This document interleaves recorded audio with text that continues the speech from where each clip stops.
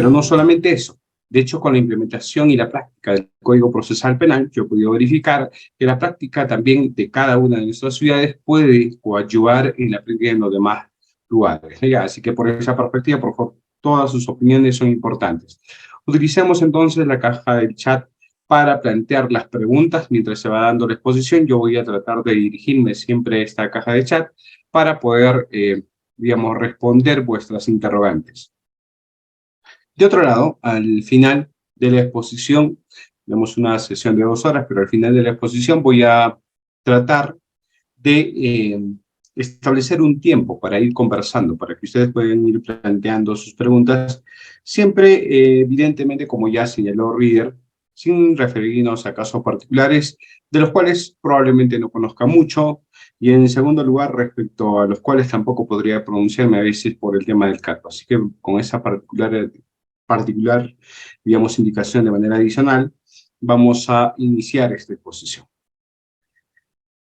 Vamos a ordenarnos un poco con las ideas y para ese contexto hemos preparado algunas pistas que, como siempre también acostumbramos, serán alcanzados a la organización para que ustedes puedan tener acceso a estas diapositivas.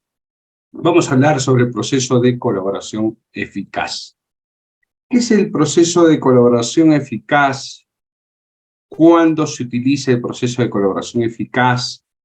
¿Cómo se tramita el proceso de colaboración eficaz? ¿Cuáles son sus supuestos de aplicación?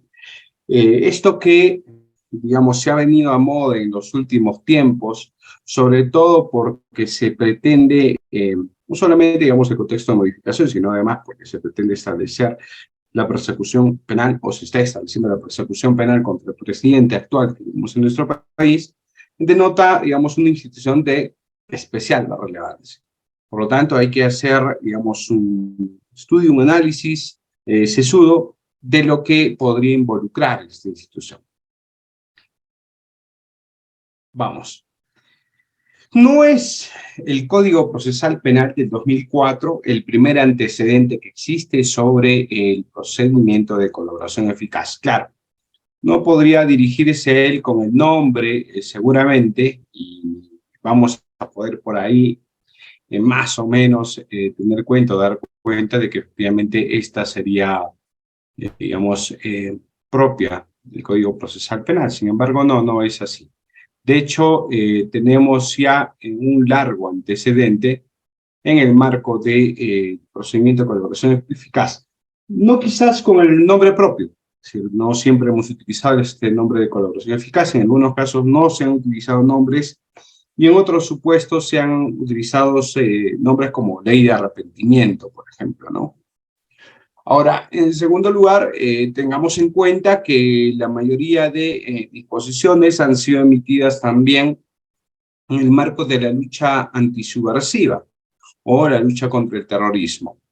Esto porque básicamente un problema acuciante de nuestro país ha sido el problema subversivo de MRTA, Sendero Luminoso, etcétera, que ha conllevado una guerra civil entre los años 80 y 2000, y donde ha habido una trágica muerte, una cantidad conmensurable de personas, no solamente del lado del Ejército o la Policía Nacional del Perú, eventualmente las Fuerzas Armadas, ¿no?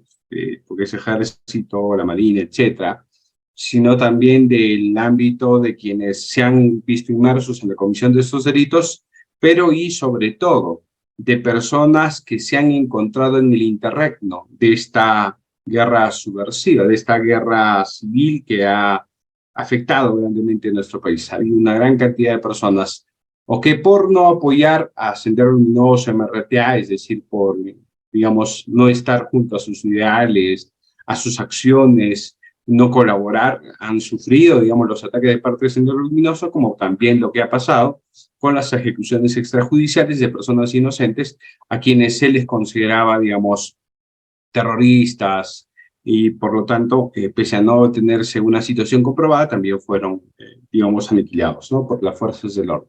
Pero en fin, son situaciones que ha pasado en nuestro país y que de todas maneras ha conllevado, entre otras tantas, digamos, consecuencias jurídicas, al establecimiento de mecanismos para tratar de combatir con ellas, o frente a ellas.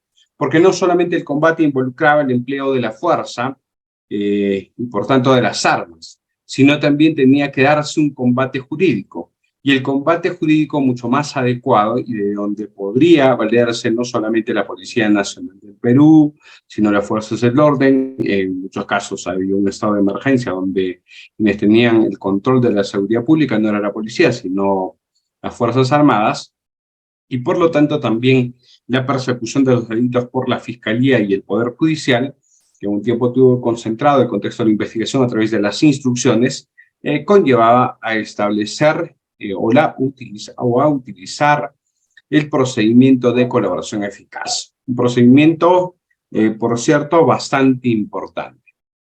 Pero pese a ese procedimiento bastante importante que ha estado vigente durante el Código Penal de 1924, ya que este es el código, digamos, sustantivo, donde se ha originado esta institución, y noten ustedes que la institución se origina como una institución de naturaleza sustantiva para remisión de pena. El primer antecedente no es en un código procesal penal, no es en una ley de naturaleza penal. El primer antecedente está en un código penal, es decir, en una norma sustantiva, todo lo cual es muy distinto a lo que se suscita actualmente. Y es que lo que pasa es que si uno hurga más o menos dónde podría tener cierta acogida el contexto de la institución de colaboración eficaz, lo encuentra en el marco de la tentativa que además en el inicio de la ejecución del delito, que da lugar con el contexto del arrepentimiento. De ahí que en algunos casos se haya preferido utilizar la nominación o el nombre de arrepentimiento, ley de arrepentimiento, ¿no? Porque claro, si uno cesa, si uno inicia la ejecución del delito, procesa, se arrepiente de su consumación o de proseguir con su ejecución, evidentemente lo que tiene frente a sí es que si no ha ocasionado ningún daño, entonces puede quedar impune. Esta es una regulación de lo que se establece en el contexto de la tentativa. Pero evidentemente esto escapa a la concepción actual que se tiene sobre el procedimiento de colaboración eficaz, ¿ya? Pero el primer antecedente es un antecedente de naturaleza sustantiva. Adicionalmente, a ser un antecedente de naturaleza sustantiva, se da en el marco del Código Penal de 1924 y que también se da en el marco de la lucha contra el terrorismo en su momento, ¿ya? Esos son los orígenes, ahí están las normas, les voy a dejar, que han ido cambiando. ¿Cuándo cambia sustancialmente esto que nosotros más o menos conocemos como ley de lucha contra el terrorismo o parte de la ley de lucha contra el terrorismo? Más o menos por el año 2000.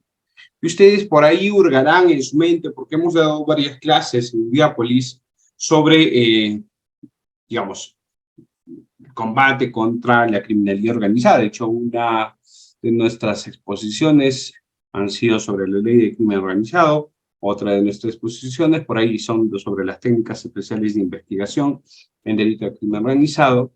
Y claro, qué duda cabe que uno de los hitos en la lucha contra la criminalidad organizada también se da en el año 2000, que es, a ver si por la cajita del chat alguien se anima a decirlo, es más conocido entre sus amigos íntimos como la Convención de Palermo. Es la Convención Transnacional de Lucha contra la Criminalidad Organizada, ¿ya?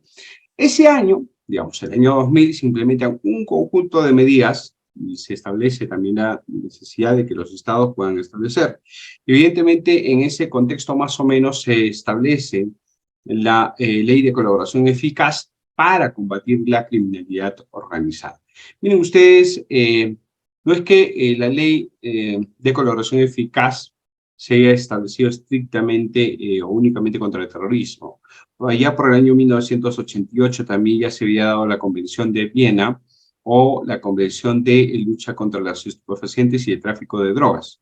Entonces ya cuando se modifican las primeras normas de lucha contra el terrorismo, se establece también en el marco de las leyes especiales de lucha contra estupefacientes, ya por el 92, también una situación similar para establecer digamos, actos de colaboración para combatir el tráfico de drogas. Pero ya es en el año 2000 donde se empieza más o menos a establecer una regulación mucho más general, más propia de lo que actualmente recibimos hasta llegar al 2004. De hecho, sin embargo, el Código Procesal Penal de 2004, si bien tiene una regulación genérica de drogación, ya es en el año 2013 donde la ley 30.077 se encarga de establecer que todas las normas que regulan procedimientos como el caso de colaboración eficaz quedan derogados y únicamente quedan en el marco de regulación del Código Procesal Penal del año 2004, ¿ya? Antes de pasar a las demás diapositivas e ir por otros temas, quiero traer también un contexto histórico que ha sido parte del informe de la Comisión de la Verdad, ha sido parte de diversas sentencias, de revisión de la Corte Suprema y de diversas condenas en nuestro país en el marco de la Convención Americana de Derechos Humanos, es decir, por sentencia de Corte Interamericana de Derechos Humanos. ¿A qué hacemos referencia? A que ha existido durante el tiempo de lucha de la violencia política un uso y abuso de la ley de arrepentimiento y de colaboración eficaz. ¿Por qué? Porque en muchos casos la sindicación de personas han sido utilizadas como elemento suficiente para generar condenas hacia personas que supuestamente serían parte de una organización terrorista. Y en estos casos han tenido que declararse nulas esas sentencias, han tenido que establecerse revisión o absolución de personas. En muchos casos se han dado el tema de la gracia presidencial. Había un gran proceso para dejar en libertad a muchas personas porque sinceramente la insuficiencia probatoria que en su momento se ha establecido, digamos, ahí digamos, ha sido notable. Entonces, esto que queda como un dato histórico, ojo, hay que tenerlo siempre presente, porque pareciera que en la realidad es más o menos lo que se está pretendiendo establecer. Por ahí, Johnny Aime, ya digamos para establecer o cerrar esa parte de los antecedentes, señala cuál es la diferencia entre colaboración sincera y colaboración eficaz.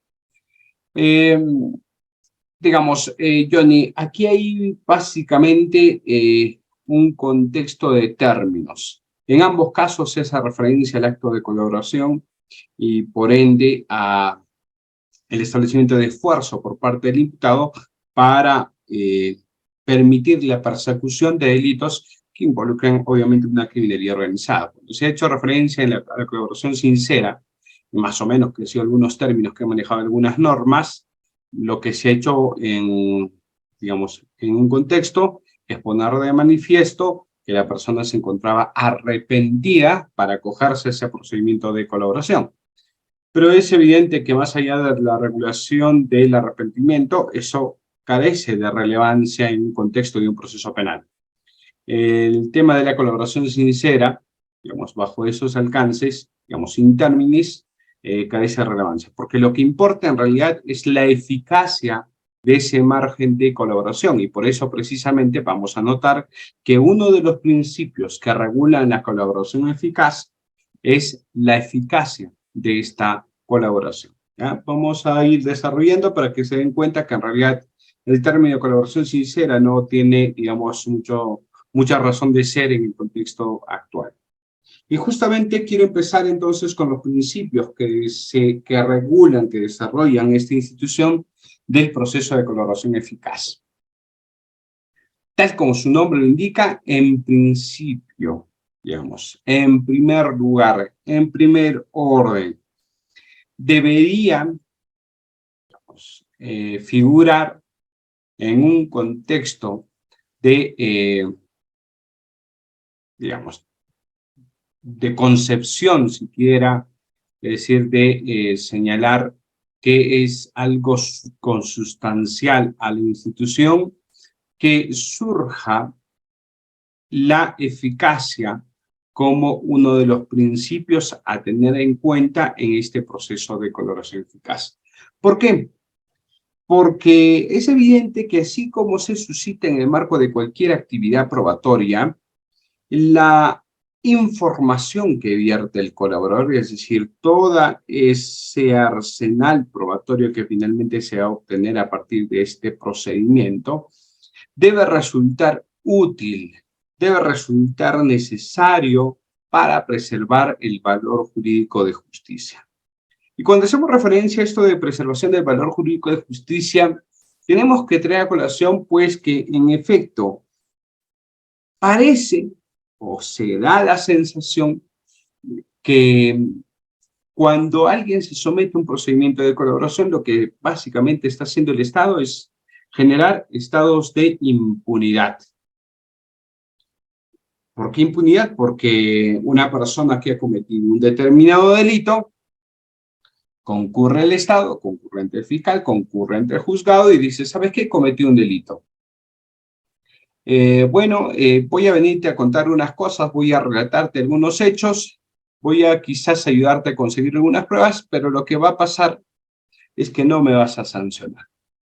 Lo que va a pasar es que estos bienes delictivos, estos efectos del delito, no me los vas a incautar. Lo que va a pasar es que voy a salir ganando. Es decir, voy a tener los beneficios de haber cometido el delito y también voy a tener el beneficio de que no me vas a castigar, ¿no? Que es lo natural cuando alguien comete el delito. Entonces, se genera una sensación de impunidad, ciertamente.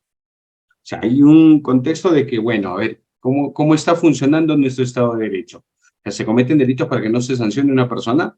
¿Es eso así? Evidentemente que no. Entonces, para preservar ese valor jurídico de justicia, que finalmente se sancionen a responsables que están frente a la comisión de un delito, entonces lo que se tiene que hacer es, muy bien, tú quieres venir frente a mí, fiscal, frente a mí, juez, para pedirme, digamos, en cierto modo y en un lenguaje muy coloquial, conchudamente, que decirme que has cometido un delito, pero que no te sancione.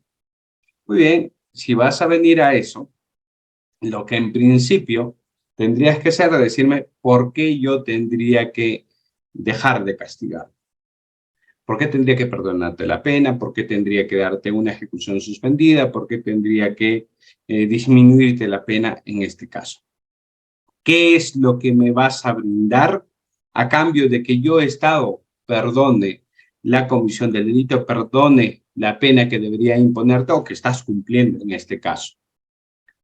Bueno, y en ese caso se requerirá un conjunto de presupuestos que se logre determinar, el trama de la organización criminal, que se logre determinar a los autores que han cometido un delito grave de lo que está previsto en la norma, que se logre prevenir que se cometan otros delitos, etcétera, etcétera, ¿no? Habrán algunas razones de pesos que puestas en una balanza, ¿no? Tal como hemos puesto en nuestra imagen inicial, que puestas en una balanza logren alcanzar este equilibrio para el Estado de, digamos, por un lado, permitir que una persona cometa un delito, no sea sancionado por este delito, ¿no? Y por lo tanto conserve a veces incluso los beneficios del delito, frente al contexto de que en este caso se logre sancionar a muchas más personas en su contexto, se logra incautar mucho más bienes,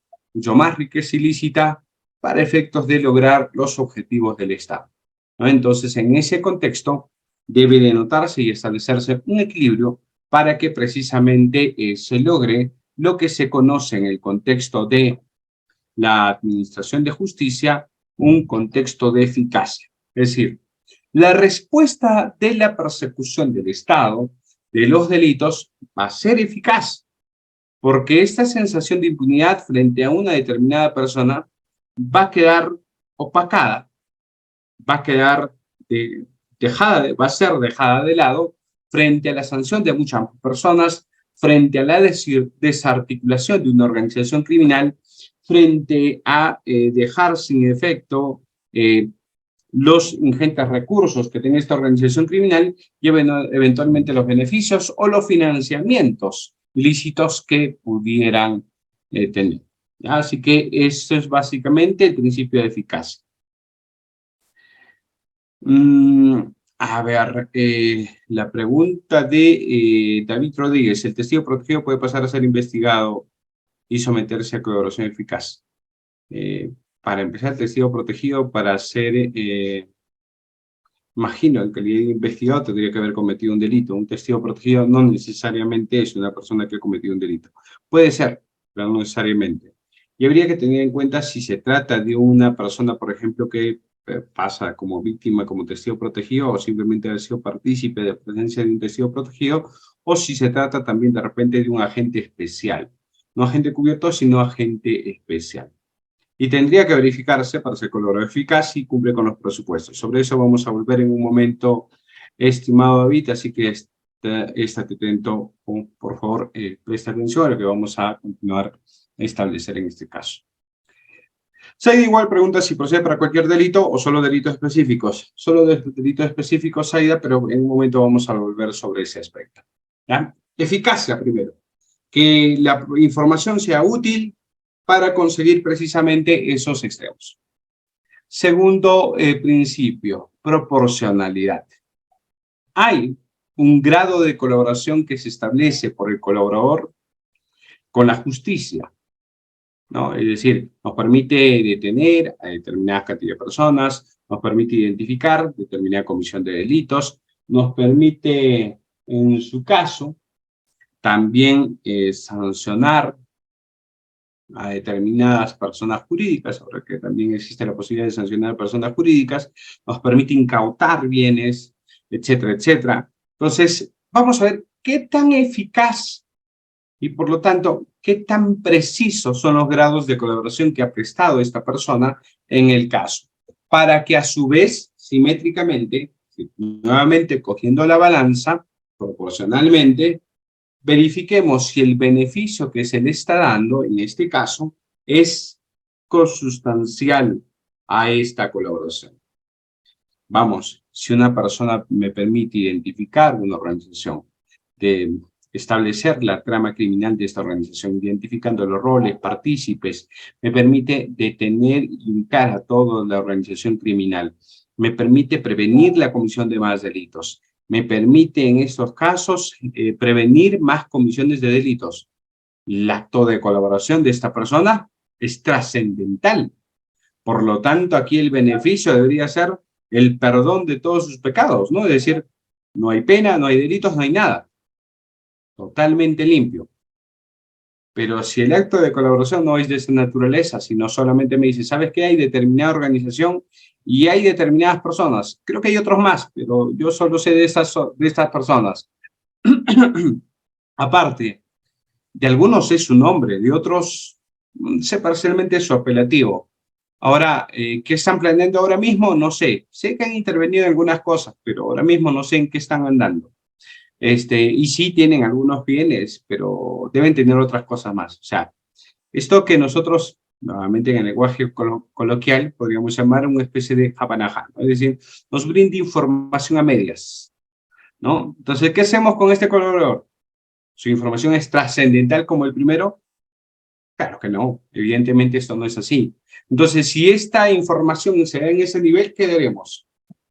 Una disminución de la pena. Si sus penas son por ahí de 30 años, 25 años, dependiendo del delito que haya cometido, se dará pues una disminución, no sé, a 10 años, ¿no? 12 años, no sé, dependiendo del caso en concreto. Eventualmente, si su pena, por ejemplo, no es tan grave, es una pena de 15 años, 12, 15 años, y se somete a esa colaboración, de repente le ponemos una pena de 4 años, con ejecución suspendida quizás, pero no va a ser, digamos, el nivel de impunidad tal como pasaría en el otro caso, ¿no? Y entonces, así, en cada caso en concreto, vamos a tener que verificar si el beneficio premial que se le va a dar a una persona, es decir, este premio es, digamos, consistente con este acto de colaboración que se está dando.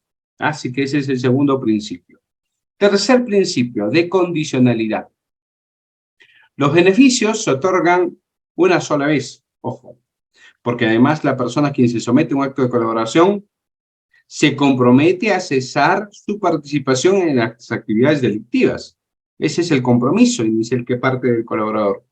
Si esta persona entonces se compromete a cesar, y después dice, mira, ¿sabes qué? Ayer hice una colaboración, ahora he cometido otro delito y quiero también someterme a otra colaboración. Mañana, porque ya sé que esto es beneficioso para mí, voy a irme con otra organización más, voy a cometer otros delitos y voy a venir con otra colaboración. ¿Esto es viable? Claro que no, porque evidentemente aquí los cánones de justicia estarían por los suelos, ¿no? Entonces, es una sola vez que se somete esta persona y además se somete al cumplimiento de las condiciones, de determinadas condiciones. Esto, ojo, no solamente en el contexto de los actos de corroboración, es decir, en el momento importante y trascendental de un acto de colaboración eficaz, sino, y sobre todo, en el contexto posterior a la aprobación de la colaboración, porque muchas veces queda supeditada, digamos, la sentencia de colaboración a que esta persona pueda concurrir como testigo propio, testigo protegido, o lo que corresponda, a un proceso donde va a establecer información que va a servir para el fiscal para que pueda ser en su momento utilizada como prueba en un caso en concreto. Entonces, hay determinadas condiciones, entre otras tantas, ¿no? Entre otras tantas puede ser que no abandone el país, entre otras tantas que no tenga ninguna comunicación con los integrantes de la organización, etcétera, etcétera. ¿Por qué? Porque si no cumple con esas condiciones, que es parte de la negociación del procedimiento de colaboración, en estos casos, lo que va a pasar es que va a darse la revocación de este beneficio premial de colaboración eficaz. De ahí que resulte importante preguntarse, ¿es entonces el procedimiento o el proceso de colaboración eficaz uno de carácter autónomo? Pese que hay alguna jurisprudencia, doctrina y también algunas personas que exponen y dicen que en realidad estamos frente a un proceso autónomo, esto no es así. Quizás la autonomía sea de naturaleza relativa, es decir, hay un procedimiento distinto, sí, hay un expediente distinto, las partes que pueden estar acá son exclusivamente las que corresponden a la colaboración, etcétera, y su decisión está supeditada únicamente a lo que ocurre ahí. Eso en principio, hay cierta autonomía, pero que esta es relativa, porque finalmente si en el otro proceso no se logra cumplir con las condiciones de que como ocurra como testigo, etcétera, etcétera, simplemente se deja sin efecto y está supeditado en su momento a ese tipo de situaciones. Si la persona en realidad no ha cesado su participación en la comisión delictiva, si no ha dicho, mira, ¿sabes qué? Me someto a colaboración, pero voy a lograr que en mi organización, que hay una pugna por el liderato, se logre detener a tales cuales personas que justamente son del bando contrario y que no me permiten mantenerme en la cima, de tal manera que yo los pueda, yo pueda manejar después la organización. En realidad aquí lo que se tiene que dar es la revocación de esos actos de colaboración, evidentemente. Entonces va a depender de cada caso en concreto y entonces aquí la condicionalidad del cumplimiento de las condiciones en el acuerdo de colaboración evidentemente hace que no sea autónomo, por lo menos no plenamente, sino de una autonomía de carácter relativa en el caso en concreto. Entonces hay que tenerlos presentes en este contexto, estimados doctores. Otro principio sobre el contexto también que se ha planteado en la doctrina y la jurisprudencia está básicamente vinculado a la formalidad. Porque claro, si bien hay reservados, si bien hay reuniones preparatorias, reuniones informales, etcétera, etcétera, lo que finalmente se exige en un procedimiento de colaboración eficaz es que haya una manifestación expresa del implicado, es decir, del imputado, que este puede ser investigado, que este puede ser procesado ya, y por lo tanto acusado, o que ya puede estar sentenciado, revisión de su sentencia, o que incluso puede estar cumpliendo la pena, parcialmente, ¿no? Totalmente no creo que alguna persona desee someterse a colaboración, pero por lo menos parcialmente, ¿no? Entonces, en esos contextos, esta persona tiene que manifestar en un acta de inicio de colaboración eficaz su manifestación expresa de acogerse a este procedimiento. Y en segundo lugar, tiene que haber un preacuerdo, una propuesta que finalmente se convertirá en un acuerdo definitivo y que será objeto de control de legalidad por parte del juez. En esa propuesta, tanto en la preparatoria como en la final, deben constar cuáles son los actos de colaboración que se han desarrollado o que se pretende desarrollar en la preparatoria o que se han desarrollado en el acta final.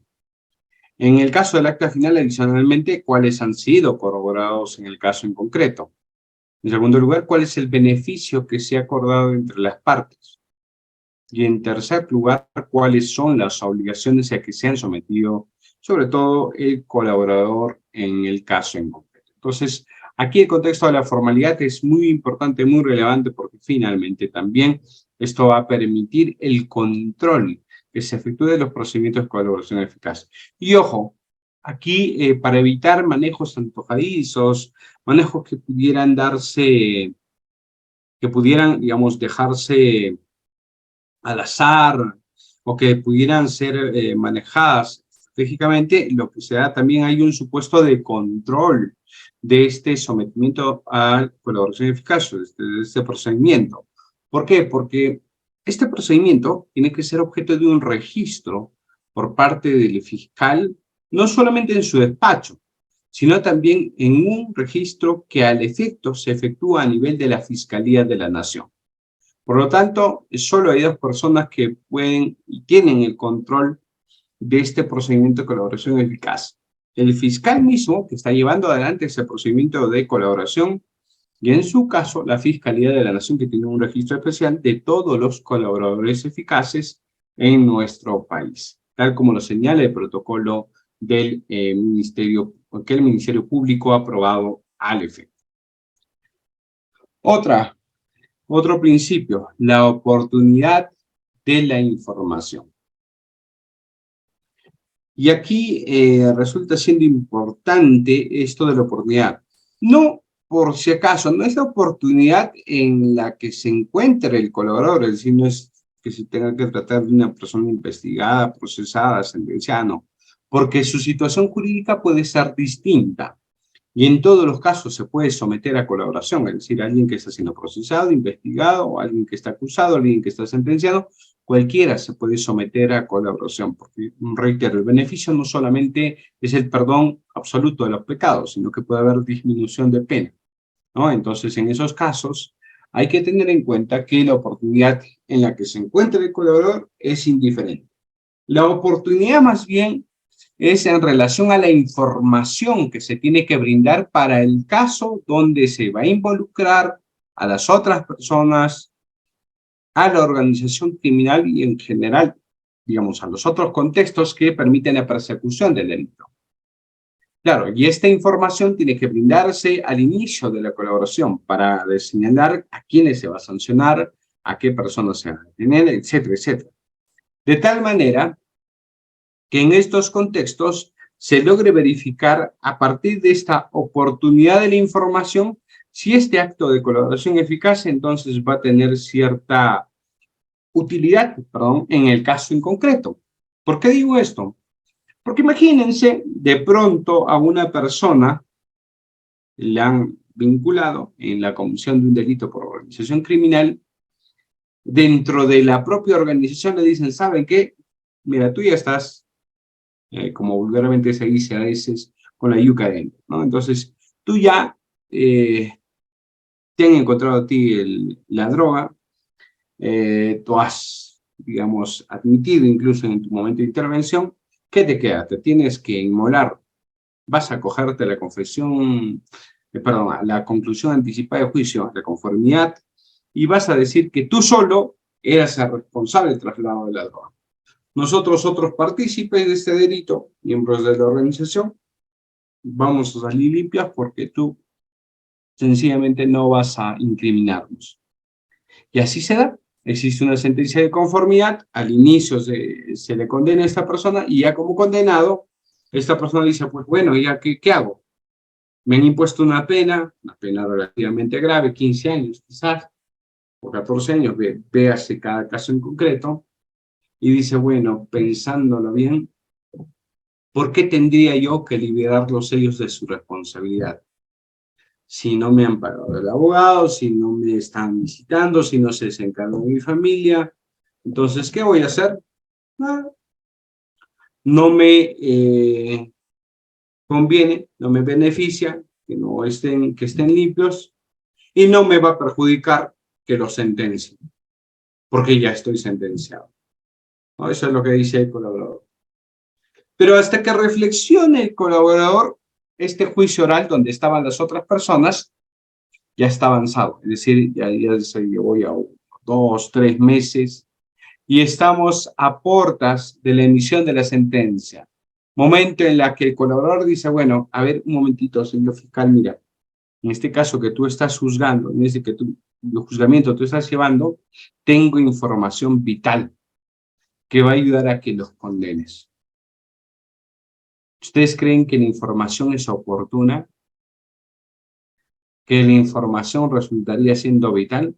Más aún si el fiscal ya acusó, claro, pero puede que haya acusaciones, pues, ciertamente con información parcial, ¿no? Pero ¿ustedes creen que con esa oportunidad donde no queda más que 2 semanas para corroborar la información, para llevar adelante procedimientos de colaboración, etcétera, pueda darse una colaboración oportuna? Difícilmente, ¿no? Difícilmente.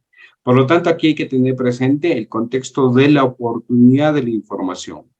Esto se tiene que dar de tal manera que cuando yo concluya con el procedimiento de colaboración eficaz, esta información sea relevante, sea pasible de ser utilizado. ¿Para qué?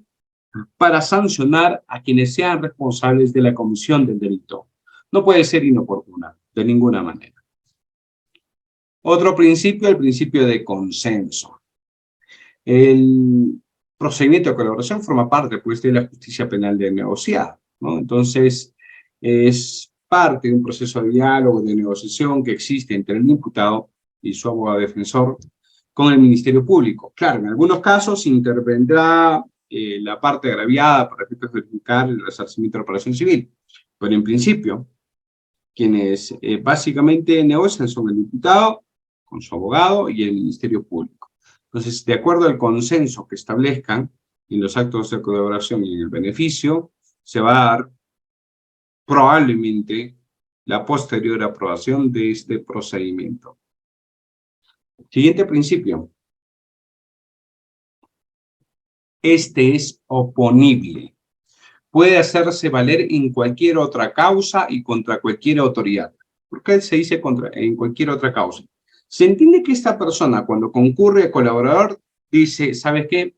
Yo he cometido estos delitos. Y más allá incluso de lo que establece la norma, en el reglamento, el decreto supremo que se encarga de regular este procedimiento de colaboración, se señala que incluso no puede ser en el mismo delito en el cual van a ser sancionadas otras personas, sino puede ser otro delito. En estas otras causas, las personas pueden someterse a colaboración eficaz. Y señalo que puede ser además contra cualquier autoridad porque, claro, si bien puede ser en el marco de una investigación, quien tiene a cargo el proceso de una investigación, ¿quién es? Es un fiscal. Yo lo puedo liberar de esa investigación. Yo hago valer contra el fiscal. Pero puede ya estar judicializado. Por lo tanto, ¿ante quién lo voy a hacer valer? Ante el juez. Pero puede que se trate de una persona sentenciada y solamente haya que liberarla. ¿Ante quién voy a hacer valer? Ante la autoridad penitenciaria, ¿no? Entonces, es oponible en cualquier causa, que se encuentre en cualquier estado y que esté a cargo de cualquier autoridad, ¿ya? En esos casos, digamos, es oponible el contexto de la sentencia, porque además es una sentencia que aprueba la colaboración eficaz. Y por último, el principio de reserva. Ojo, este procedimiento es de conocimiento exclusivo de los sujetos procesales. Fiscal, imputado y su abogado defensor, y a veces parcialmente el agraviado, para efectos de estas pretensiones o reparaciones civiles. ¿Cuál es la justificación? Hay una exigencia de seguridad para el proceso y también para el aspirante colaborador que tiene que hacerse valer.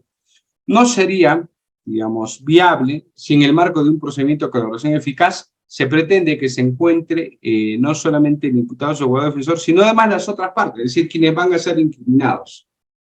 De ninguna manera esto conllevaría que cualquier persona pueda someterse a colaboración eficaz, porque probablemente mientras se lleve adelante este procedimiento de colaboración eficaz van a existir amenazas, y otras acciones que van a poner en riesgo no solamente el éxito del procedimiento de colaboración eficaz, sino también la seguridad del aspirante a colaborador. Por lo tanto, esto es totalmente reservado en todos los casos.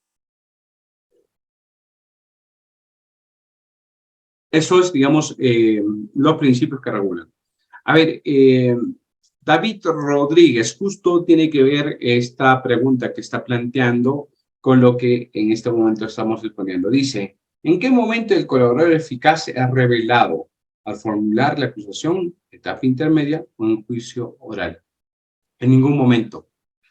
En ningún momento, estimado David. ¿Por qué? Porque el proceso de colaboración eficaz empieza en una, digamos, un expediente, un incidente que sea, empieza ahí y termina ahí ese procedimiento de colaboración. No hay posibilidad de que esa colaboración sea revelada en otra causa porque para empezar es otro proceso. ¿Qué ingresa a la otra causa? Puede ingresar la declaración de este colaborador, pero el colaborador no va a entrar pues a la otra causa como colaborador, es decir, ya no tiene en esa otra causa la calidad de colaborador, va a tener la calidad de testigo, y este testigo puede ser con su propia identidad, puede ser con identidad protegida o de repente incluso con identidad cambiada. No sabemos exactamente dependiendo de cada caso en concreto. Entonces, no hay ninguna necesidad de revelar la identidad del colaborador eficaz. Ahora, esto involucra que no se va a saber nunca la identidad del colaborador. Pasa que esto no es así. De hecho, en muchos casos, incluso de los que yo he tenido conocimiento, con la información que brindan los colaboradores, es decir, con los datos que brindan los colaboradores, y que no deberían estar, por cierto, en ningún acta, se logra determinar quiénes son en realidad los colaboradores. Por eso es que a veces cuando pasan los medios dicen, bueno, se ha sometido a tal persona colaborador, ¿cómo sabes? ¿Qué pasa? Que la información es pues la única que pudo haber brindado a esta persona. Y así se han develado informaciones. De hecho, en el caso, no sé si es en el caso de cuellos blancos o en el caso de lavado, de activos también de la señora Keiko Fujimori, donde se han revelado identidades de colaboradores, porque precisamente se sabía más o menos quiénes eran estas personas que podrían haber brindado esta información. Y se han hecho las deducciones, las inferencias, para efectos de establecer quiénes serían los que están colaborando.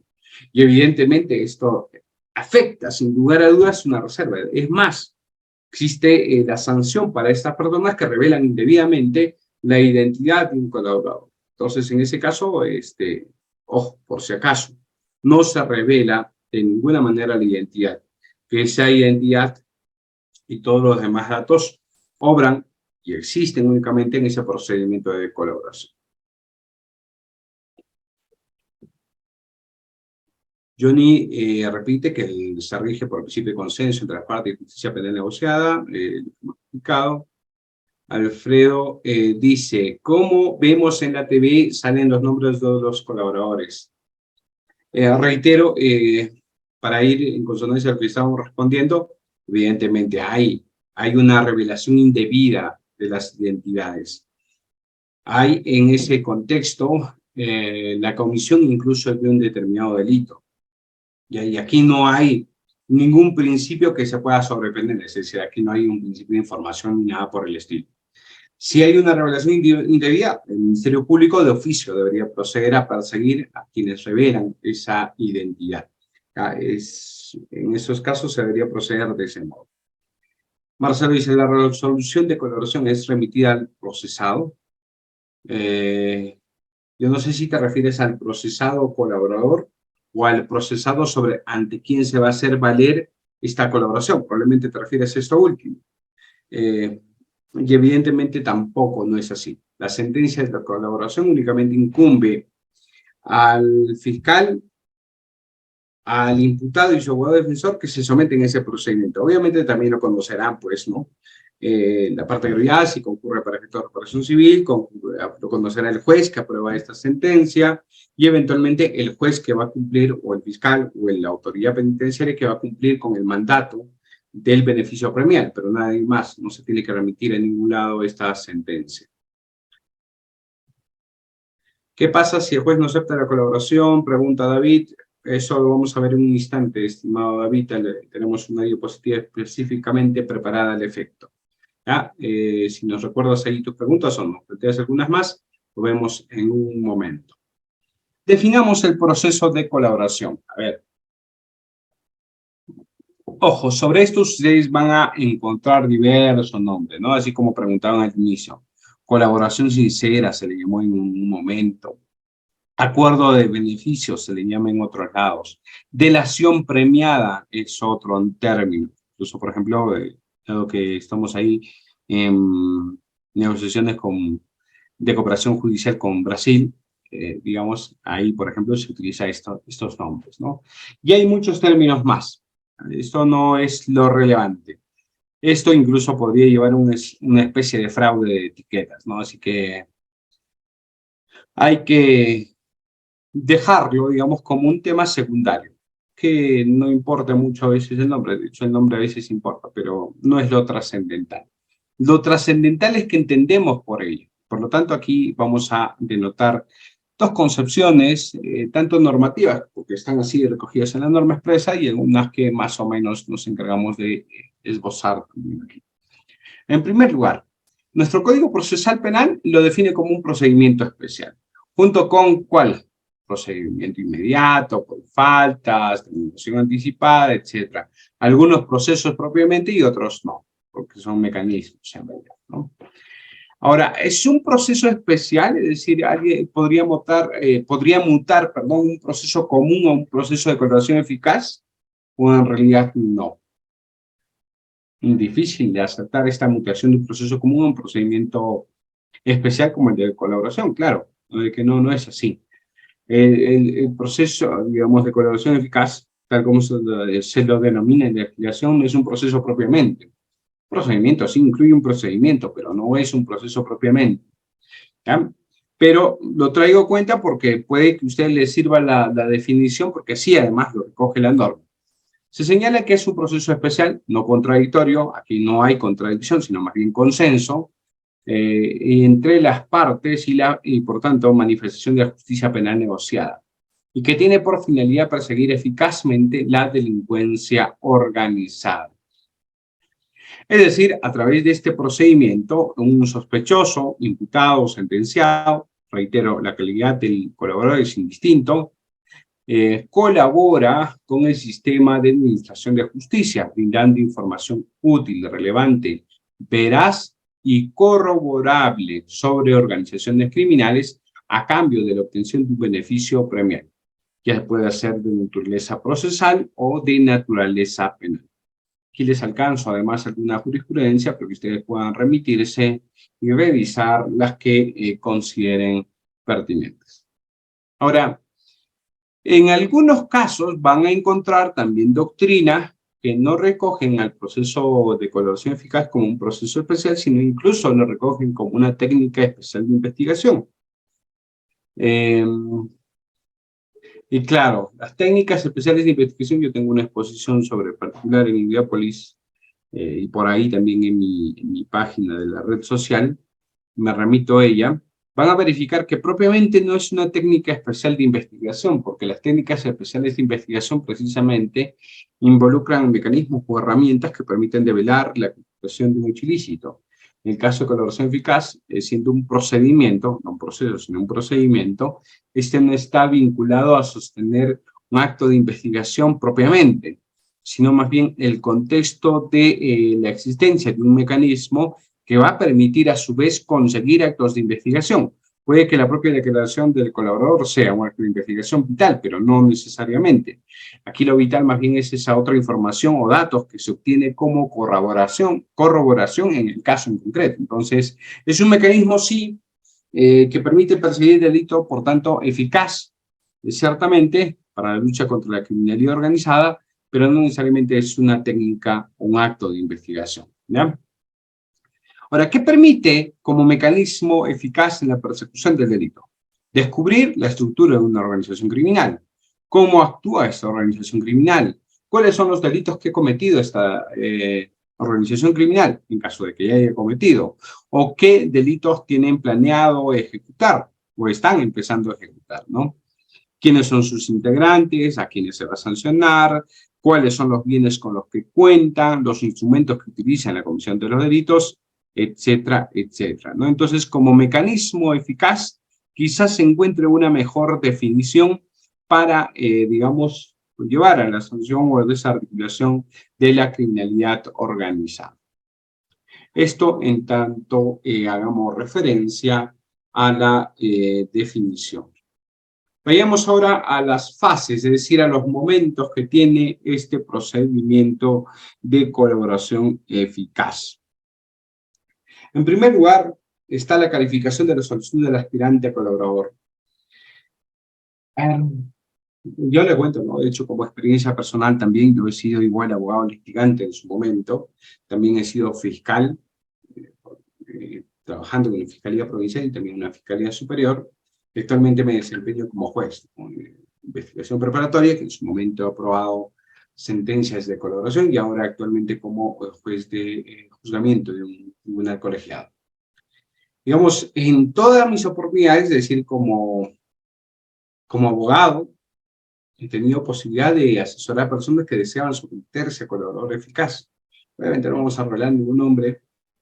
También en el caso de ser fiscal, he tenido a mi cargo los procedimientos iniciales de los actos de colaboración y también los actos de corroboración, digamos, los actos iniciales de intento de colaboración, es decir, los preacuerdos de colaboración y también los actos de corroboración. Y como juez he tenido la posibilidad de aprobarlos, así que más o menos tenemos cierta expertise en ese contexto. ¿Ya? Ahora, para explicar las fases. La primera fase, evidentemente, involucra calificar esa solicitud del aspirante o colaborador, porque esto no se inicia, digamos, no fue de motu propio por parte de la fiscalía, no es que el fiscal de pronto va a la cárcel y dice, a ver, ¿quiénes son? ¿Cuántos son? ¿Quiénes desean someterse a una colaboración? No, no hay, digamos, una lógica en ese sentido. Es normalmente el colaborador o el aspirante a colaborador quien se acerca al Ministerio Público y le dice, ¿sabes qué? Tengo los datos, tengo la información que te va a ser de mucha utilidad para que tú logres develar una trama de una organización criminal.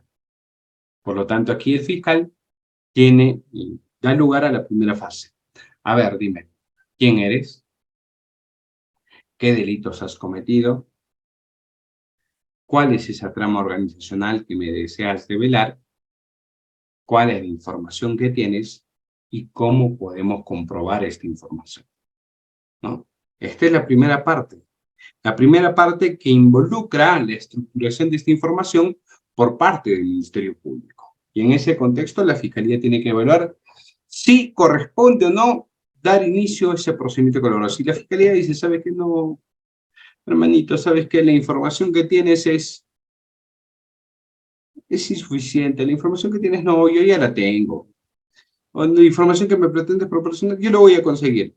Sí, pues no la tengo todavía, pero mira, justo he solicitado un levantamiento de comunicaciones, un levantamiento de secreto bancario y la voy a conseguir. Entonces, aquí se nota si la información existe o podría existir, si es útil y si además es oportuna. Entonces, en esos casos queda en margen del Ministerio Público evaluar esa primera situación. Una segunda fase, y no lo digo yo, lo dice la Corte Suprema, que es la fase más importante, es la corroboración de la información. ¿Por qué? Porque no basta con que una persona concurra a una causa o concurra ante un fiscal y le diga, ¿sabes qué? Bien, voy a colaborar eficazmente en este proceso. Te voy a contar todo, toditito, todo de lo que ha pasado en este caso. ¿Quiénes son? ¿Cuántos son? ¿Qué ha existido? Etcétera. Todo te lo voy a contar. Es más, grábame, fílmame, para que después no digan que no he dicho eso. Lo voy a decir. Voy a confesar. Es más, si quieres, utiliza el bolígrafo de la verdad, todo lo que tú quieras. Voy a decirlo. ¿Bastará esa indicación para decir, bueno, esto es un acto de colaboración? No, de ninguna manera. Este acto de colaboración únicamente va a resultar siendo eficaz si es que yo puedo corroborar. Y aquí se tiene que denotar la corroboración externa y rigurosa por parte del Ministerio Público. Es decir, el Ministerio Público no se tiene que contentar pues con escuchar al colaborador. El Ministerio Público va a tener que realizar actos de investigación para verificar si efectivamente esa información es cierta, si esta información podemos contrastarla con algo. Esta no es una exigencia, digamos, digamos, que se tenga que dar por azar. Esta es una exigencia propia de una garantía del proceso que ahora sí se va a dar en la otra causa, donde se van a someter a otras personas. ¿Cuál es? La garantía de la presunción de inocencia. Y dentro de esta garantía de presunción de inocencia, la que constituye como regla de tratamiento que una persona es tratada como inocente mientras no se logre demostrar en su caso tener responsabilidad. Digamos, la garantía además del contexto de valoración probatoria, porque digamos, la prueba que se reúna tiene que ser suficiente. ¿Y esto por qué? Porque sinceramente la información que nos trae un colaborador es escasamente fiable, o como lo ha dicho en otra jurisprudencia la Corte Suprema, en el caso de Edwin Oviedo Chotito, en este caso donde se trata de una declaración de carácter sospechosa. ¿Por qué sospechosa? Porque es poco fiable, porque es una persona que ha cometido un delito, porque es una persona que además está asumiendo que ha cometido un delito, porque es una persona que no solamente va a revelar que ha cometido ese delito, sino que va a revelar a sus yuntas, a sus patas, a sus cuates, a los otros miembros de la organización con los que ha trabajado. Y por lo tanto, si esta persona es capaz de traicionar el ámbito del AMPA, digamos, la traición de, de personas que han cometido delitos, es un acto, digamos, así como de traición a la patria para el caso de los delitos, ¿no? Más o menos, algo similar. Entonces, que alguien traicione, digamos, no solamente sus ideales delictivos, sino a las personas con las que ha cometido, es propio de una persona que no merece ninguna fiabilidad. Entonces, ¿cómo yo voy a confiar en alguien que va a, digamos, verter información contra las personas con quienes ha cometido el delito? Difícilmente yo podría fiarme de esta información. Entonces, ¿qué necesitamos? Como lo ha establecido el Tribunal Europeo de Derechos Humanos, como lo ha establecido reiterada jurisprudencia en nuestra Corte Suprema, de la única manera que se puede superar esto, con la corroboración de la información que me brinde este aspirante a colaborador eficaz. No hay otra manera de superar que no sea esta. No, que su declaración sea coherente, sí, pues es importante, pero esto no me va a permitir superar. No que haya además dicho que va a cesar en su actividad delictiva, que haya mostrado arrepentimiento, ¿no? Sí, pues, pero eso no me va a permitir corroborar. Entonces, lo único importante en un proceso de colaboración, y esto hay que tenerlo siempre centrado, doctores, no solamente para aprobar el procedimiento de colaboración y emitir una sentencia de colaboración, sino también para adoptar decisiones a partir de esa colaboración, decisiones que pueden involucrar prisión preventiva, decisiones que pueden involucrar sentencias hacia otras personas, es el hecho de que esta declaración del colaborador eficaz sea corroborado. Si no es corroborado, pues pasa, entonces simplemente no sirve. Así que esta es la fase más importante, la fase trascendental en un procedimiento de colaboración. Tercera fase. Bueno, ya te brindé la información, ya has verificado que te he dicho la verdad, ahí está la información, lo has contrastado tú mismo. Te he dicho que ibas a conseguir tales pruebas, ahí están las pruebas. Te he dicho que podrías además verificar esa información, ahí está, lo has verificado. Entonces queda que nos pongamos a conversar. Acordemos, ¿cuál va a ser el beneficio por la información que te he otorgado? que te he brindado. Y nuevamente aquí también, donde recae el ámbito de competencia, Fiscalía e imputado con su abogado defensor. Son ellos quienes se ponen de acuerdo sobre el beneficio que ameritaría este caso. Claro, y aquí ya, digamos, si no ha habido un preacuerdo, que eso normalmente siempre se tiene que dar, ya, difícilmente podrá negociar el imputado, porque el fiscal, la verdad, tiene todas las de ganar. Bueno, sí, pues me has dicho que ibas a colaborar y expresar toda esa información, pero ya lo has hecho, ya tengo la información, ahora vamos a negociar de buena fe. Yo te voy a dar el beneficio que yo considere pertinente. Suele pasar, autores.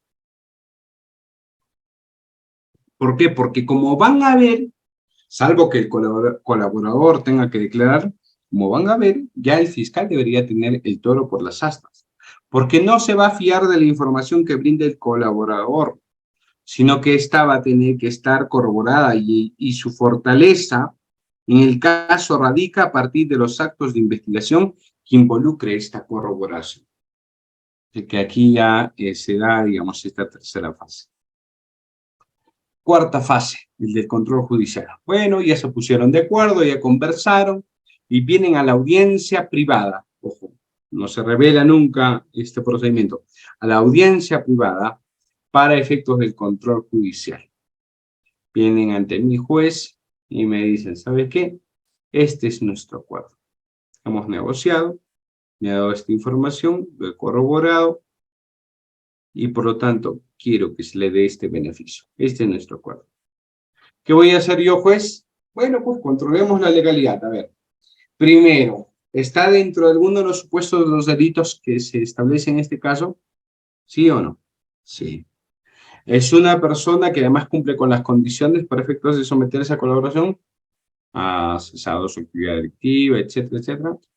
Ah, sí, muy bien. Sí, sigamos. ¿Ha brindado información relevante para desarrollar una organización criminal o una trama delictual conforme a las exigencias de la norma?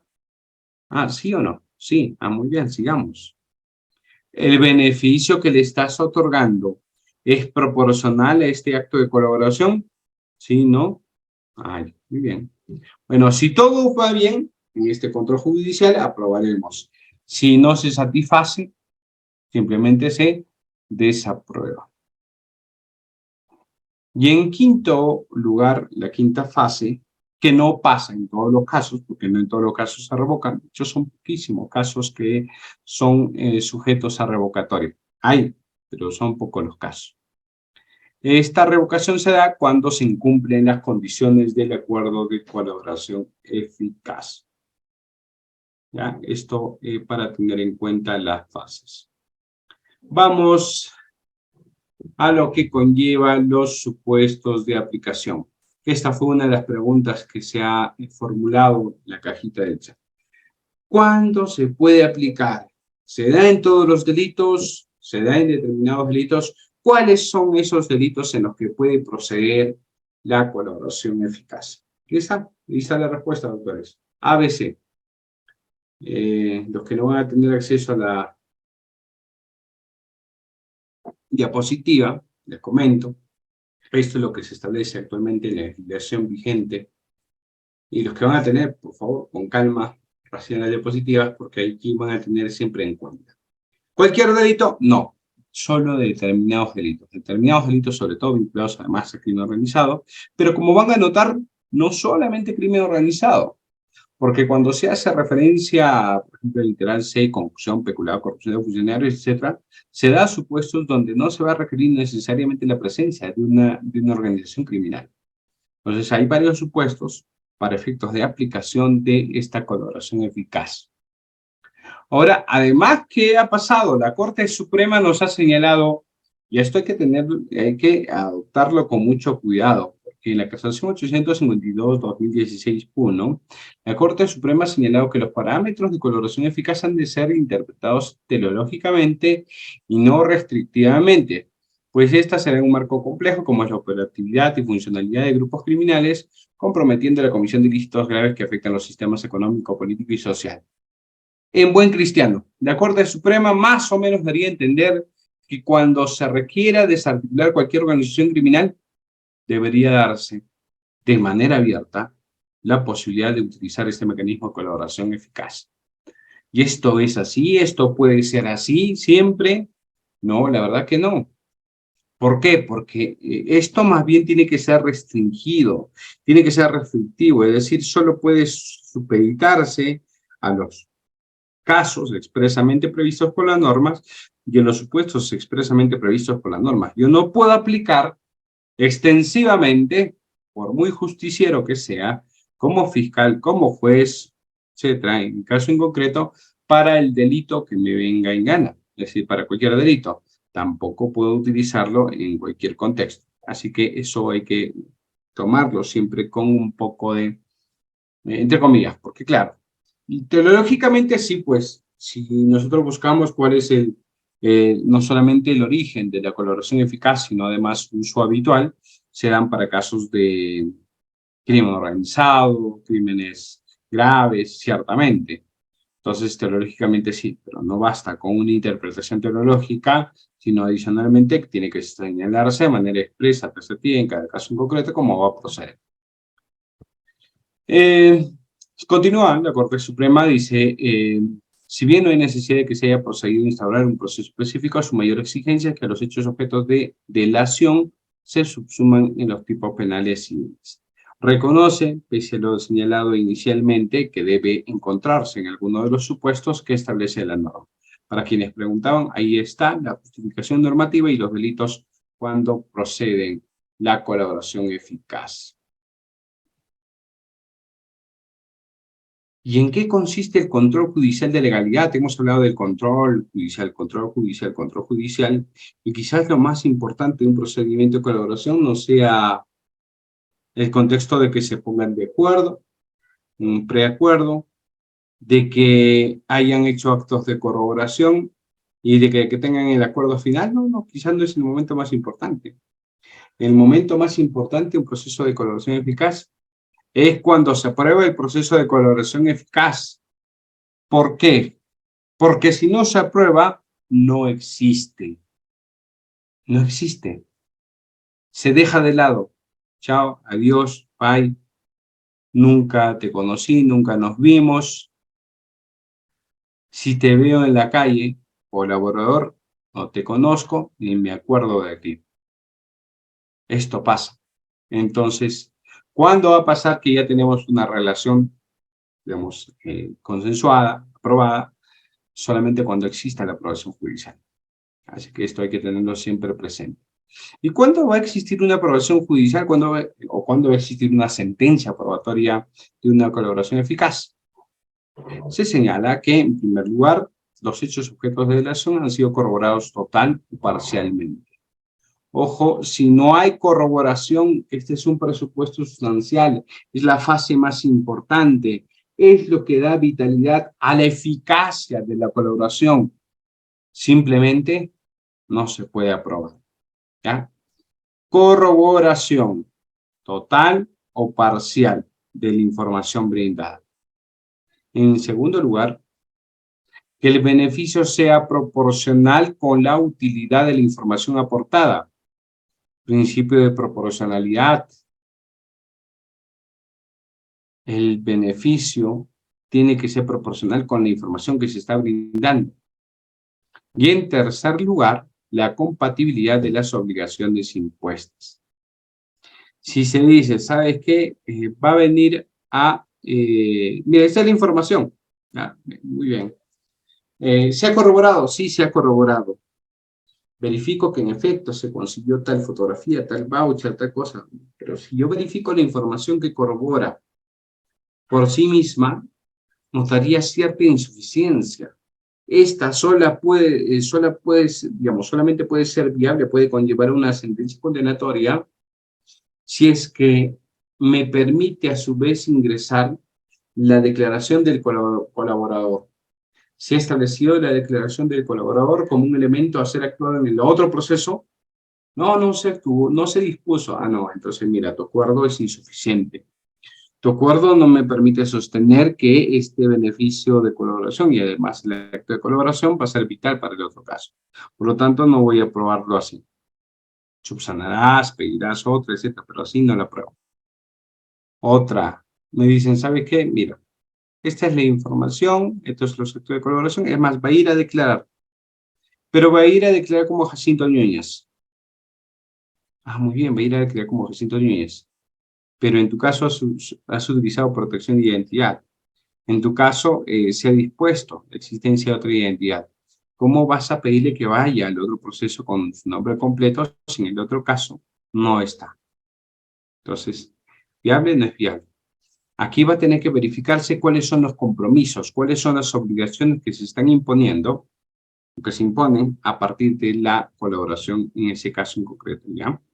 Entonces es importante y relevante para efectos de sostener en un caso la aprobación o no de un acto de colaboración. Esto, digamos, en el aspecto sustancial, material, medular de la aprobación de un acuerdo de colaboración eficaz. A esto tiene que establecerse de modo formal, es decir, adicionalmente porque se requieren así en la norma, solamente en la ley, sino también en su reglamento, que en principio existe conocimiento y voluntad de colaborador eficaz sobre los alcances del proceso especial. Es decir, colaborador se consciente de que quiere colaborador, se consciente y concurre voluntariamente, no te veas obligado a colaborar. Ya, eso como primer requisito adicional. Segundo requisito adicional, que este colaborador haya, primero, abandonado sus actividades ilícitas. Dos, que haya admitido libre y expresamente los hechos en que intervenió o que se le están imputando. Tres, que se presente al fiscal mostrando su predisposición de proporcionar información eficaz. Y cuatro, que permita la sanción de los responsables. ¿Ya? Ojo, aquí quiero hacer un hincapié en esto de que haya abandonado voluntariamente sus actividades ilícitas. ¿Por qué? Porque en un momento se preguntó si el colaborador concluía como testigo protegido o el testigo protegido podría darse pues como el colaborador. Una pregunta que por ahí hemos señalado que no correspondía, pero que en el contexto de este caso, digamos, de esta parte, quisiera traerlo a colación como un supuesto adicional. Miren, se exige que el colaborador haya abandonado voluntariamente las actividades ilícitas. ¿Qué quiere decir? Si yo, aspirante a colaborador, vengo a ti fiscal a colaborar, te tengo que brindar información, te tengo que permitir que corrobores esa información, pero adicionalmente me tengo que comprometer a que no me voy a ver inmerso en esa organización, ni en los delitos, ni en todo, ni en nada de lo que implique ilícito. Entonces, ¿qué pasa? Que si tú vienes a colaborar conmigo, es decir, tú, imputado, miembro de una organización, que conoces a la organización, que operas con la organización, tienes información trascendental, tienes información vital y además tienes una posición espectacular porque estás dentro de la organización. ¿Cómo no voy a aprovechar todas esas circunstancias, no solamente para verificar que tu información sea eficaz, sino para obtener otra información? Estaría yo loco, ¿no? Como fiscal, si permito eso. Entonces, en estos casos, lo que se da, a veces de manera irregular, es el hecho de que estas personas concurren como agentes especiales. ¿Por qué? Porque están en una posición espectacular como civiles para brindar información de cómo está funcionando la trama organizacional. Porque además, si más allá de los colaboradores, etcétera, no encuentro, digamos, la posibilidad de obtener un beneficio, no entiendo yo cómo las personas, poniendo a riesgo su vida, su integridad, pudieran adentrarse en una organización y develar la trama organizacional. Bien difícil. Esto solamente podría darse si en realidad es un colaborador eficaz. Si no, la verdad es que es bien complicado que alguien pueda someterse como un agente especial. ¿Ya? Eso para dejar también sentado eso. Ahora, ¿cuáles digamos, los requisitos de la información o cómo se va a verificar la eficacia de la información? Que aquí ya estamos ya en el contexto de notar o colaborar, verificar esta información. Señala la norma que esta información debe permitir alternativa o acumulativamente, es decir, puede concurrir alguno de ellos o varios de ellos, pero no es necesario que concurran los 4. Por ejemplo, debe permitir evitar la continuidad, preveniencia o consumación del delito o disminuir sustancialmente la magnitud o consecuencia de su ejecución, así como impedir o neutralizar futuras acciones o daños que podrían producir la organización delictiva con el hecho material. 2. Conocer las circunstancias en las que se planificó y ejecutó el delito o las circunstancias en las que se viene planificando o ejecutando. Material probatorio. En tercer lugar, identificar a los autores y partícipes de un delito cometido o por cometerse o a los integrantes de la organización delictiva y su funcionamiento, de modo que permita desarticularla o menguarla o detener a uno o varios de sus miembros. ¿Para qué? Para individualizar, para establecer responsabilidad de los autores o partícipes. Y por último, entregar los instrumentos, efectos, ganancias y bienes delictivos relacionados con las actividades de la organización delictiva, averiguar el paradero o destino de los mismos o indicar la fuente de financiamiento y aprovisionamiento de la organización delictiva. Ojo, fines de incautación, decomiso, etcétera, pero no solamente en el marco del estricto proceso penal. Pudiera estar vinculados en supuestos de lavado de activos, pudiera estar vinculados con procesos de pérdida o extinción de dominio, dependiendo de cada caso en concreto. Entonces, para esto sirve la información que se va a brindar en un procedimiento de colaboración eficaz. ¿Ya? Este es el contexto de la utilidad de esta información. Aquí hay también una... no sé si se preguntó exactamente esto de cuáles eran los beneficios premiales, pero en todo caso esto es consonante con lo que se ha sostenido sobre la justicia penal negociada. ¿Cuáles son los beneficios premiales que puede obtener un colaborador eficaz, digamos, en este caso? Por la colaboración, digamos, dependiendo, reitero, del delito, la responsabilidad de la persona frente al hecho, la información brindada y bajo contextos de estricta proporcionalidad puede darse exención de pena, disminución de pena, suspensión de la ejecución de la pena o remisión de la pena para quien está cumpliendo. Remisión es básicamente anulación de la pena restante que se estuviera cumpliendo en cada caso en concreto. Esto respecto a los beneficios premiales. Y aquí respondiendo una de las preguntas que se han planteado. ¿Qué pasa si se desaprueba judicialmente el acto, digamos, el acuerdo de colaboración eficaz? En primer lugar, las diversas declaraciones formuladas por el colaborador se tendrán como inexistentes y no podrán ser utilizadas en su contra, porque claro, si hay un reconocimiento de la comisión del delito y hay el derecho a no autoincriminarse, sería ilógico que se permita utilizar su propia declaración, no solamente para condenarlo a él, sino para condenar a cualquier otra persona. Entonces, simplemente estas declaraciones de los colaboradores se tienen como inexistentes. Una situación similar también pasa en el contexto, por ejemplo, de determinación anticipada, ¿no? Si yo voy y he cometido el delito, ¿sabes qué? Negociamos pena, vamos a pasar lo mismo, no pruebas, ya, muy bien. Esto entonces se tiene como inexistente. Esto es importante porque es evidente que otorga ciertos márgenes de negociación por ser parte precisamente de la justicia penal negociada, ¿no? Diferentes, en cambio, cuando se aprueba el acto de colaboración o el acuerdo de colaboración, porque ahí sí se va a poder utilizar la declaración de esta persona.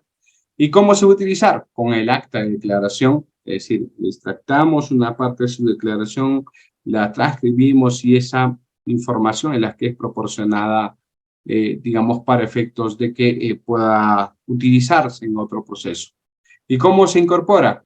La Corte Suprema, en este mismo caso, Guido Pichotito ha señalado que en estos casos se utilizan como documental pública o medio de investigación documentada, que es lo mismo que prueba preconstituida, donde la fe pública, dice la Corte Suprema, queda residenciada en la Fiscalía. Es decir, tú me quieres verificar la validez de esa información.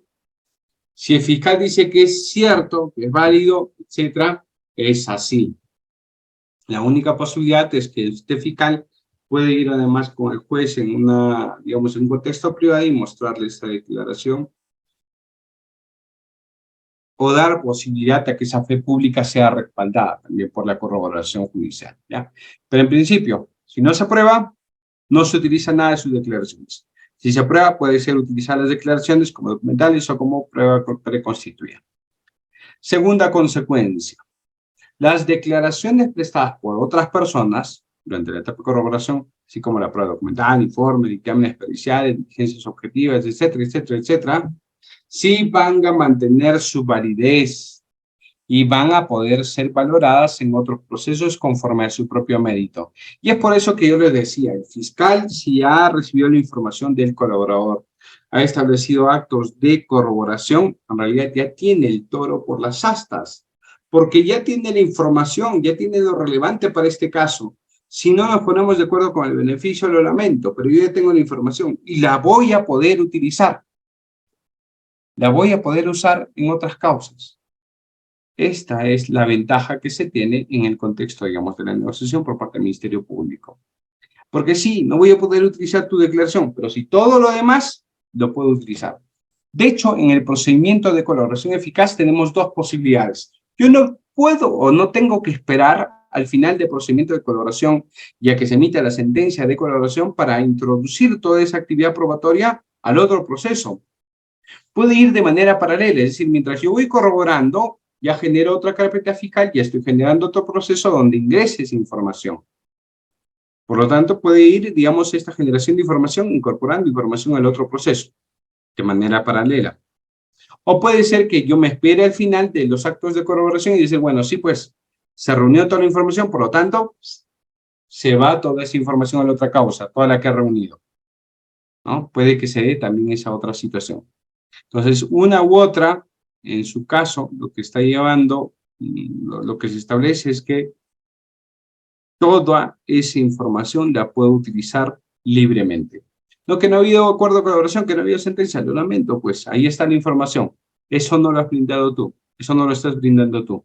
Por lo tanto, es un acto de investigación, por lo tanto, mantiene, subsiste en el caso en concreto.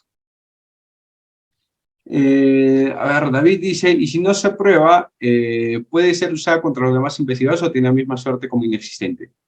La declaración, David, se tiene como inexistente no solamente en su contra, sino en realidad contra todas las demás personas. ¿Ya? Sí, sí, pues, si bien es cierto, hemos señalado en su contra, pero téngase presente esto que se tiene como inexistente. Pasa también la sentencia de terminación anticipada, de sentencia desaprobatoria de terminación anticipada, ¿no? En esos casos también igual se tiene como inexistente. Ahora, dice, sería como una especie de prueba trasladada. Supongo que te refieres a las declaraciones expresadas por otras personas, a los documentales, etcétera. Sí puede que sea sobre ese aspecto, prueba trasladada. De hecho, incluso la Corte Suprema hace referencia a las declaraciones del colaborador como una especie de prueba trasladada. Pero en puridad no es prueba trasladada. ¿Por qué? Porque en el caso de la prueba trasladada, esta involucra básicamente que haya sido originada en otra causa y que haya sido objeto de determinación en su mérito, es decir, en su valoración o no, en un determinado proceso, ¿no? Y esto no se está dando y esto no se va a dar. ¿Por qué? Porque esto también permitiría no solamente que el Ministerio Público tenga acceso, sino cualquier otra persona y pueda permitir su incorporación. Entonces, prueba trasladada en puridad no es.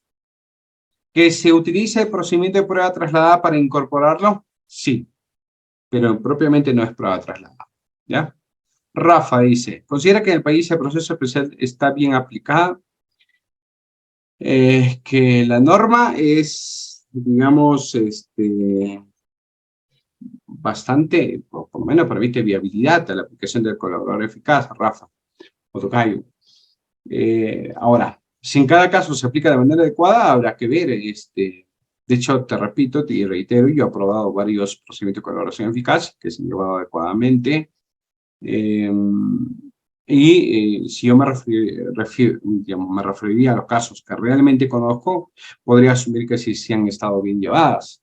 Pero es evidente que cuando tú me preguntas esto, probablemente no te refieres a ese caso, sino te refieras a los casos donde han existido estos actos de colaboración, digamos, de coyuntura, donde además no solamente se ha develado la identidad del colaborador, sino donde probablemente se haya develado la misma información que se está proporcionando.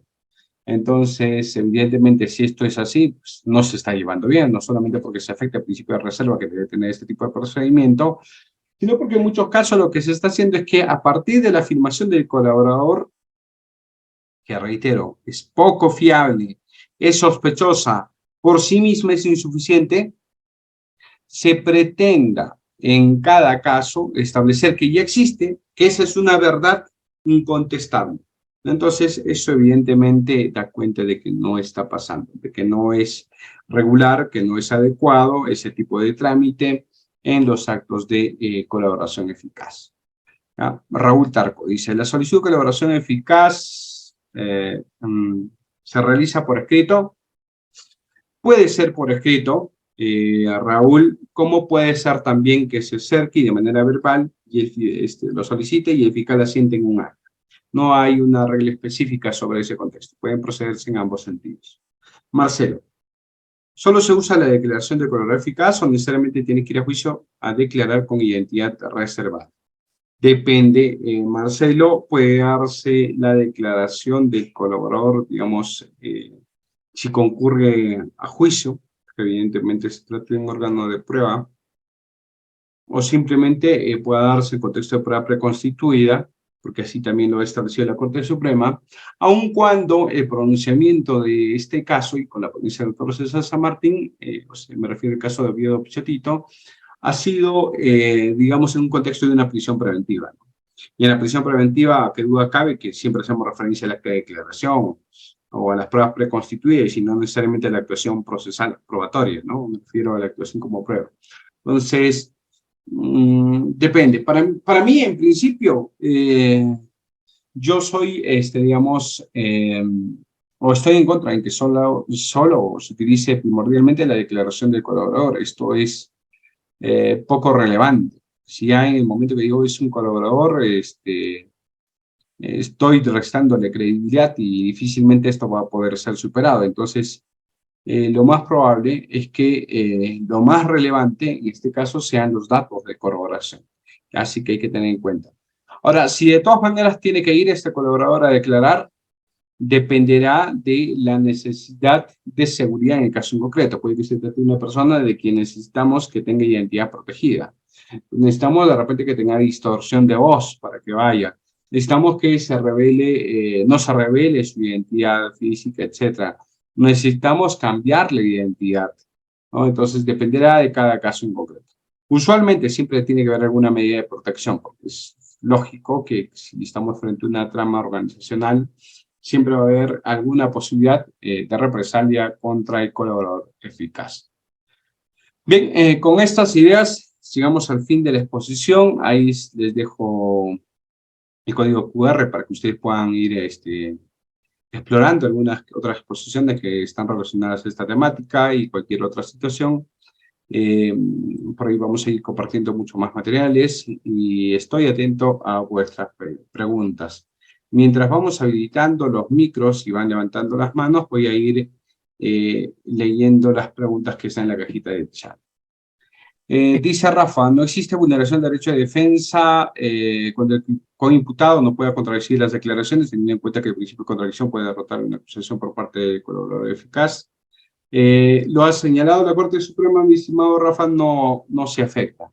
No se afecta el derecho de defensa, porque precisamente un principio que rige el procedimiento de colaboración eficaz es el principio de no contradicción. Entonces, por lo tanto, toda información que se incorpora ahí, sin la participación de las otras partes, no afecta de ninguna manera el derecho de defensa. Ahora, cuando se pretende utilizar como prueba, se tendrá que verificar. Se tendrá que verificar en su caso si la información que se presenta es diminuta, si es insuficiente, etcétera, o si contrariamente para una mejor valoración en el marco de un adecuado estándar probatorio se requiere que esta declaración ella, digamos, sea brindada a nivel de juicio, ¿no? Con las medidas de protección que correspondan, finalmente que sean brindadas a nivel de juicio. Se tendrá que verificar eso. Nos pregunta Brechman Muñoz, si las declaraciones, las pruebas documentales y periciales pueden ser utilizadas en otro proceso, significa que la información que dio el colaborador tuvo utilidad, por tanto, no debería recibir algún beneficio. Sí, efectivamente, Brechman, sí tiene utilidad la información. De hecho, por eso reitero, el fiscal está con digamos, con el toro agarrado de las astas, ¿no? Es decir, ya tiene el fiscal todas las de ganar, porque lo único que no va a poder utilizar es la declaración del propio colaborador. digamos. Y si debería recibir o no un beneficio, bueno, pues no, entonces que negocien, que lleguen a un acuerdo con el fiscal y diga, ¿sabes qué? Si la información y en ese sentido. Finalmente, lo que decide el fiscal podrá ser objeto de recurso a nivel interno de la fiscalía, y si no es aprobado judicialmente, también vuelve a poder ser objeto de recurso. Entonces, lógicamente, digamos, la lógica indica que sí, pues, de todas maneras, deberían ser objeto de un beneficio, pero va a depender de cada caso en concreto, va a depender de cada caso en concreto si se establece o no ese beneficio. Quizás si la Fiscalía ha utilizado esa corroboración para hacer otras diligencias y no ha surgido de la información del acusado, porque reitero, miren, lo que pasa es que cuando ustedes corroboran la declaración del colaborador pueden obtener información que corrobore fielmente lo que dice el colaborador. Pero ¿qué pasa si yo corroborando la información me doy cuenta que el colaborador me está mintiendo? Que también me doy cuenta que esta corroboración que estoy haciendo sí está corroborando el delito que voy a pretender juzgar, pero no es precisamente conforme a los cánones de su declaración. Simplemente entonces no se podrá dar ningún beneficio, ¿no? Pero no por eso todos esos otros procedimientos de corroboración que no necesariamente, entre comillas pongo, no son de corroboración, sino más bien propios actos de investigación, no los puede utilizar. De ninguna manera esto puede ser una sanción para efectos de la diligencia fiscal en cada caso en concreto. Entonces, por ahí que se tienen en cuenta estos márgenes de interpretación y de hecho en la realidad para asumir que los demás actos de investigación no carezcan de utilidad. Marcelo, si fuera juicio con la identidad reservada o con disolución de la voz no afecte el derecho de defensa, estaríamos como el caso de los jueces sin rostro y la Corte Interamericana de Criminales. No, estimado Marcelo, porque sobre este particular ya existe bastante regulación y también bastantes precedentes, y no solamente en el marco a nivel nacional, sino incluso convencional. No se afecta el derecho de defensa, ¿por qué? Porque se da la posibilidad suficiente, de acuerdo a cada caso, que la contraparte pueda contrainterrogar, pueda hurgar en información y pueda verificar. Además, reitero, si se trata de estas personas, su declaración siempre es asumida como reserva, siempre es asumida como sospechosa, poco fiable. Y entonces, lo importante no es eso. De hecho, he citado una sentencia del Tribunal Europeo de Derechos Humanos donde se señala que es importante, y esto es consustancial con nuestra jurisprudencia nacional, donde es importante los actos de corroboración. Si no hay actos de corroboración, sencillamente no se puede hablar de una colaboración y tampoco la posibilidad de eh, poder utilizarlos. Y si se hace con colaboración, de ninguna manera hay afectación al derecho de defensa. A ver si me confirmas, Reader, más personas. Si tenemos por ahí más preguntas, espero haber satisfecho las interrogantes. No sé si por las redes sociales o alguien levanta la mano. Estamos atentos. Excelente, doctor. Muchísimas gracias.